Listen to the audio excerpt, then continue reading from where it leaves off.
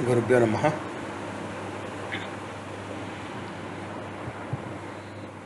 December 4 గురువారం రోజు భగవాన్ దత్తాత్రేయ జయంతి.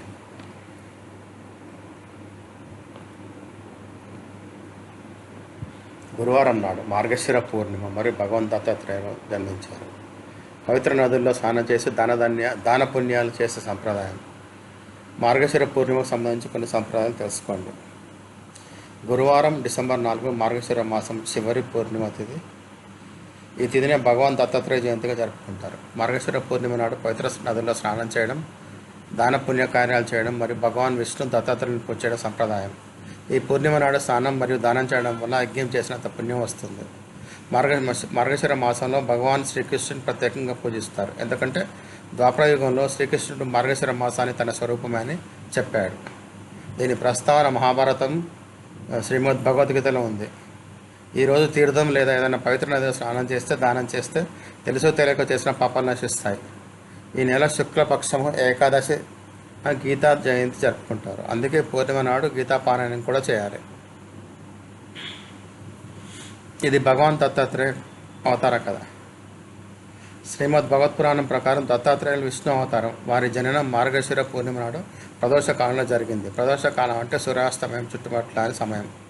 అనసూయ అత్రి మునుల తపస్సుకు ప్రసన్నుడే భగవాన్ విష్ణు వారి పుత్రుడిగా జన్మించారు.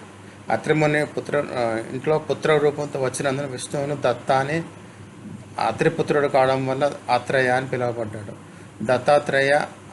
దత్త మరియు ఆత్రేయ సంయోగం వల్ల దాన్ని దత్తాత్రేయ అయింది. వీరి తల్లి అనసూయ తన పతివ్రత ధర్మం వల్ల ప్రసిద్ధి చెందింది. ఒకసారి దేవి సరస్వతి, మహాలక్ష్మి మరియు సతీమాతలకు తమ పతివ్రత ధర్మంపై గర్వంగా వచ్చింది. అప్పుడు నారదముని ముగ్గురు దేవతలకు అనసూయ గురించి చెప్పి అనసూయ పతివ్రత ధర్మమే అత్యంత గొప్పదని చెప్పారు. ముగ్గురు దేవతలు నారదముని మాట విని తమ భర్తలను అనసూయ పతివ్రత ధర్మాన్ని పరీక్షించమని చెప్పారు. ముగ్గురు దేవతల మాటలు విని బ్రహ్మ, విష్ణు, మహేశ్వరులు సాధువేషంలో అనసూయని పరీక్షించడానికి వెళ్ళారు. ముగ్గురు సాధువులు అనసూయ నిర్వస్త్రగా భిక్ష ఇవ్వమని కోరారు. సతీ అనసూయ తన తపోబలంతో ఆ ముగ్గురు సాధువులను 6 నెలల పసిపిల్లలుగా, పసి శిశువులుగా మార్చి వారికి స్తన్యపానం చేయించింది, తన వద్ద ఉంచుకుంది. చాలా సమయం తర్వాత ముగ్గురు దేవతలు తమ ఇంటికి రాకపోవడంతో ఆ ముగ్గురు దేవతలు అనసూయ దగ్గరికి వచ్చి ఆ ముగ్గురు దేవతలు వారి స్వరూపం తిరిగి ఇవ్వమని ప్రార్థించారు. అనసూయ ఆ ముగ్గురు బాలకులకు బ్రహ్మ, విష్ణు, మహేశ్వరుని స్వరూపం తెచ్చి ఇచ్చింది.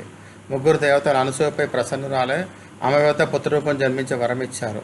తర్వాత అనసూయ గర్భంలో బ్రహ్మాంశం నుండి చంద్రుడు, శివుని అంశం నుండి దుర్వాసుడు మరియు విష్ణు అంశం నుండి దత్తాత్రేయుడు జన్మించారు. 2025 దత్తాత్రేయ జయంతి గురువారం డిసెంబర్ 4న వస్తుంది. దత్తాత్రేయ జయంతి తేదీ మరియు తిథి.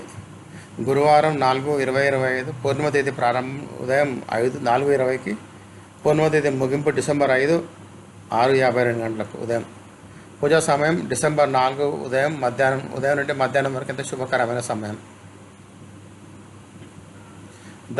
దత్తాత్రేయ జయంతి ఎందుకు జరుపుకుంటారు? భగవాన్ దత్తాత్రేయ త్రిమూర్తులు యొక్క సమగ్ర దైవ చైతన్యాన్ని ప్రతిబింబిస్తారు. ఆ నిత్యము సంచరించే యోగి ఆశ్రితులను వైరాగ్యము, జ్ఞానము, ఆత్మసాక్షాత్కారము శరణాగతి నడిపిస్తారు. 24 మంది ప్రకృతి గురువుల నుండి నేర్చుకోవాలని ఆయన బోధలు జీవితంలో అన్ని రూపాల్లో దైవత్వాన్ని చూడమని ప్రేరేపిస్తాయి. ఆధ్యాత్మిక ప్రాముఖ్యత. దత్తాత్రేయ బ్రహ్మ, విష్ణు, శివ చైతన్యాన్ని ధరించిన వారు. ఐక్యత యొక్క పరమరూపము. ఆయన సాధకులు, యోగులు మరియు జ్ఞానము మరియు వైరాగ్య మార్గం నడిచే వారికి రక్షకుడు. సమస్త విశ్వమే గురువు అనేది ఆయన రూపం యొక్క సూచన. ఆయన జయంతిని జరుపుకోవడం వల్ల అంతర్శాంతి, ఐక్యత మరియు ఆధ్యాత్మిక క్రమశిక్షణ పెరుగుతాయి.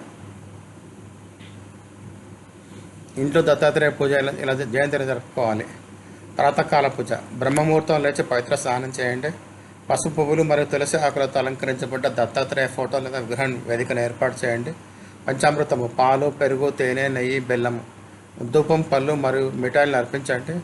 జపము మరియు మంత్రాలు పఠించండి.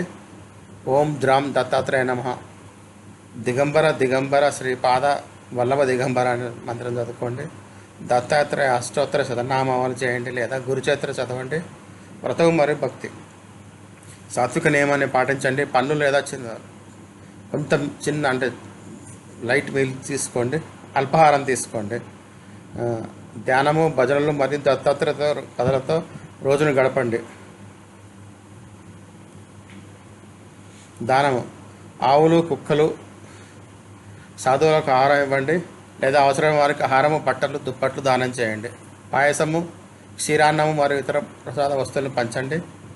దత్తాత్రేయ జయంతిని పాటించడం వల్ల ప్రయోజనాలు: అజ్ఞానము, అహంకారం మరియు గర్వబంధాలను తొలగిస్తుంది.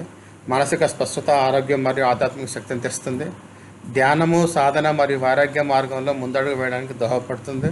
భక్తులకు మోక్షము మరియు అంతర్గత తృప్తిని ప్రసాదిస్తుంది. ధన్యవాదాలు. జై గురుదత్త. దయచేసి షేర్ చేయండి, సబ్స్క్రైబ్ చేయండి, లైక్ చేయండి, కామెంట్ చేయండి.